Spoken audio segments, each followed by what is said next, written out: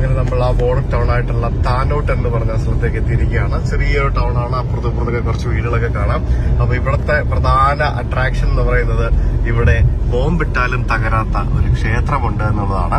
BSF ആണ് ആ ക്ഷേത്രം പരിപാലിക്കുന്നത്. ആ ക്ഷേത്രം കാണാനായിട്ടാണ് നമ്മളെന്നല്ല എല്ലാവരും ഇവിടേക്ക് വരുന്നത്. ആൻഡ് ആ നേരെ കാണുന്നതാണ് ആ ക്ഷേത്രം.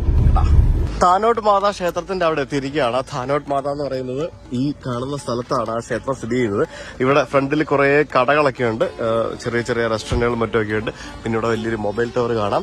അപ്പോൾ ഫുൾ പട്ടാളക്കാരാണ് ഈ ഒരു ക്ഷേത്രം ചെയ്യുന്നത്. ഞാൻ പറഞ്ഞില്ലേ, എന്തുകൊണ്ടാണ് പട്ടാളം ഒരു ക്ഷേത്രം പരിപാലിക്കുന്നതെന്നറിയോ? എന്തുകൊണ്ടാ? ഞാൻ പറഞ്ഞുതരാം, കഥയുണ്ട്. യെസ്, അതിനു മുമ്പ് തന്നെ BRO കെയേഴ്സ്, BRO ക്രിയേറ്റ്സ് എന്നൊക്കെ പറഞ്ഞുകൊണ്ട് നമുക്ക് ഇവിടെ ഫ്രണ്ടിൽ ഒരു സംഭവം കാണാം. BRO എന്ന് പറയുന്നത് ബോർഡർ റോഡ് ഓർഗനൈസേഷൻ ആണ്. അപ്പൊ BRO കെയേഴ്സ് ഉണ്ട്, BRO ക്രിയേറ്റ്സ് ഉണ്ട്. അപ്പൊ ഇതിന്റെ അപ്പുറത്തെ സൈഡിൽ എന്താണ്? Connects. BRO cares, BRO creates, BRO connects. നമ്മളിപ്പോ വന്ന റോഡില്ലേ, നീ പറപ്പിച്ചു വിട്ട് വന്നില്ലേ, നീ പറഞ്ഞില്ലേ ഭയങ്കര സ്പീഡിൽ പോയിട്ട് പറയുന്നില്ലാന്ന്. ഇതൊക്കെ ഇവരാണ് ഉണ്ടാക്കുന്നത്. ഈ ബോർഡർ സ്ഥലങ്ങളിലുള്ള റോഡുകളെല്ലാം ഇവരായിരിക്കും ഉണ്ടാക്കുന്നത്. ഋഷിബാബ് ഹലോ. പശുവിനെ നോയിക്കൊണ്ടിരിക്കുക, ആടിനെ നോയിക്കൊണ്ടിരിക്കുക. അപ്പൊ ശ്വേതയ്ക്ക് അമ്പലത്തിൽ കയറാൻ പറ്റില്ല, അതുകൊണ്ട് ഞങ്ങള് 3 പേരും കൂടെ പോവുകയാണ് അമ്പലത്തിലേക്ക്. ശ്രീ മാതേശ്വരി തനോട്ട് റായ് മന്ദിർ എന്നാണ് എഴുതിയിരിക്കുന്നത്. ഫ്രണ്ടിൽ എന്തൊരു റിസപ്ഷൻ അങ്ങനെ എന്തൊക്കെ സംഭവങ്ങളൊക്കെ കാണാം. ഭാഗത്തേക്ക് പോകാം. ഇതിൽ ഇവിടെ നമ്മുടെ പട്ടാളക്കാരുടെ ചിത്രങ്ങളും പിന്നെ അതേപോലെ തന്നെ BSF വില്ല എന്നും പറഞ്ഞുകൊണ്ട് അവരുടെ ഈ സംഭവങ്ങളൊക്കെ കാണാം. അപ്പൊ ചെരുപ്പ് ഇവിടെ ഊരിയിട്ടിട്ട് നമുക്ക് അകത്തേക്ക് പോകാം. നല്ല മനോഹരമായിട്ടുള്ളൊരു ക്ഷേത്രം, മരുഭൂമിക്ക് നടുവിൽ പാകിസ്ഥാൻ ബോർഡറിനോട് ചേർന്നുള്ള ക്ഷേത്രം. അവിടേക്ക് പോകുന്നതിന് മുമ്പ് ഈ ഭാഗത്തുള്ള BSFന്റെ തന്നെ ആയിട്ടുള്ള കുറേ ചിത്രങ്ങളും മറ്റുമൊക്കെ ഇവരിങ്ങനെ ചെയ്ത് വെച്ചിട്ടുണ്ട്. പിന്നെ ഇവിടെ ഒരു സുവനീർ ഷോപ്പ് ഉണ്ട്. കേട്ടോടാ, പട്ടാളക്കാരാണ് ആ സുവനീർ ഷോപ്പ്. വാഗ ബോർഡർ ആണ് കാണുന്നത്.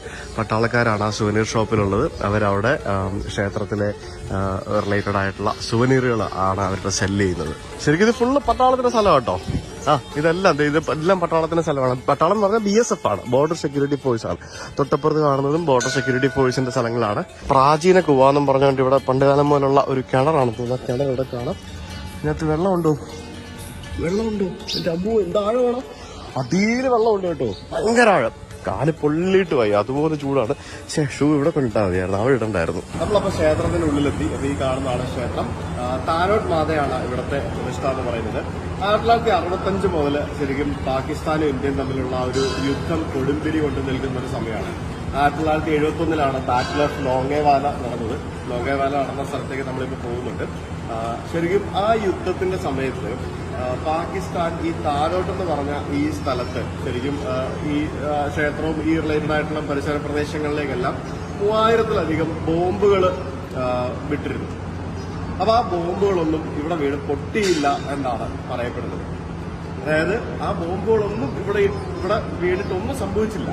ആ ബോംബുകളൊക്കെ ഇവിടെ എടുത്ത് വെച്ചിട്ടുണ്ട്. പല ബോംബുകളും, പൊട്ടാത്ത ബോംബുകൾ ഇവിടെ ഈ ക്ഷേത്രത്തിനകത്ത് തന്നെ മ്യൂസിയമായിട്ട് വെച്ചിട്ടുണ്ട്. താനോട്ട് മാതയുടെ ശക്തിയാണ് ആ ബോംബുകളൊന്നും പൊട്ടാത്തതിന്റെ കാരണം എന്നാണ് പറയപ്പെടുന്നത്. ശരിക്കും പാകിസ്ഥാനെ പോലും അത്ഭുതപ്പെടുത്തിയ ഒരു സംഭവമായിരുന്നു. അപ്പൊ ആ ഒരു യുദ്ധമെല്ലാം കഴിഞ്ഞിട്ട് പിന്നീട് പാകിസ്ഥാന്റെ പട്ടാളത്തിന്റെ ഒരു ജനറല് നമ്മുടെ ഇന്ത്യയിൽ നിന്നും പെർമിഷൻ വാങ്ങിച്ചിട്ട് അദ്ദേഹം ഇവിടെ ഒരു സന്ദർശനം വരെ നടത്തി എന്നാണ് പറയപ്പെടുന്നത്. ഈ ഒരു ദൈവത്തിന്റെ ശക്തി കാരണം ആണ് ഇവിടെ ബോംബൊന്നും പൊട്ടാതിരുന്നതെന്നൊക്കെയാണ് പറയപ്പെടുന്നത്. ഇത്തരത്തിലുള്ള ഒരു സ്റ്റോറിയാണ് ഈ ഒരു ക്ഷേത്രത്തിന്റെ പിന്നിൽ. അപ്പൊ അതോടുകൂടി ബോംബിട്ടാലും തകരാത്ത ഒരു ക്ഷേത്രം എന്നുള്ള ഒരു വലിയൊരു ഖ്യാതി ഈ ക്ഷേത്രത്തിനുണ്ടായി വന്നു.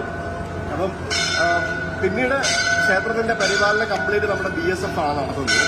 ഇഷ്ടംപോലെ ആൾക്കാർ വരുന്നുണ്ട്, വന്ന് എല്ലാവരും വന്ന് തൊഴുതിട്ട് പോകുന്നു. ഈ ബോർഡർ വിസിറ്റ് ചെയ്യുക എന്ന് പറയുന്നത് നമുക്ക് എല്ലാവർക്കും വലിയ കാര്യമാണ്.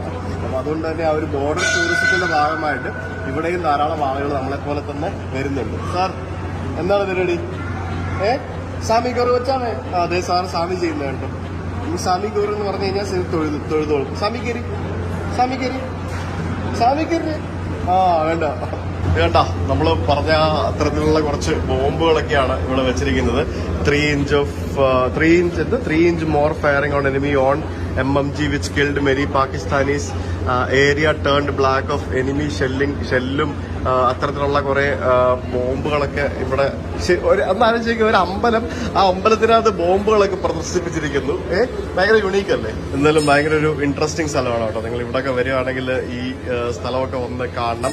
ഇതൊക്കെ ശരിക്കും നമ്മുടെ ആ ഒരു രാജ്യത്തിന്റെ ഒരു വലിയൊരു അഭിമാനം കൂടിയാണ് ഇതുപോലുള്ള സംഭവങ്ങളൊക്കെ.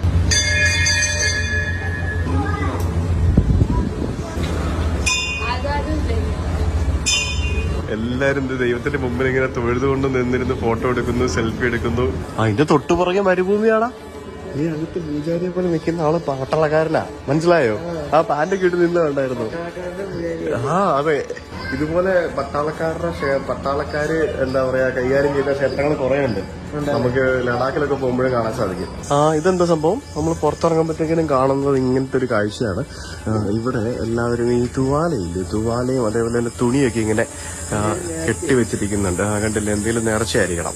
ഇത് കൊള്ളാമല്ലോ. ഇതെന്താ സംഭവം? ഞാൻ ആദ്യമായിട്ടാണ് ഇങ്ങനെ ഒരു സംഭവം കാണുന്നത്. ഇതെന്താ ഇവിടെ എന്താണെന്ന് മനസ്സിലാവുന്നില്ല. ഇവിടെയും നമുക്ക് കുറച്ച് വിഗ്രഹങ്ങളൊക്കെ കാണാം. ഫാനൊക്കെ ഇട്ടിട്ടുണ്ട്. ഇവിടെ ഇത്തരത്തിലുള്ള തുവാലകളും ഇതുപോലത്തെ തുണികളും ഒക്കെ ഇങ്ങനെ തൂക്കിയിട്ടുണ്ട്. ഓ സാർ നടന്നു തുടങ്ങി വീണ്ടും. ബുടുക്കെന്ന് പറഞ്ഞ് വീഴും.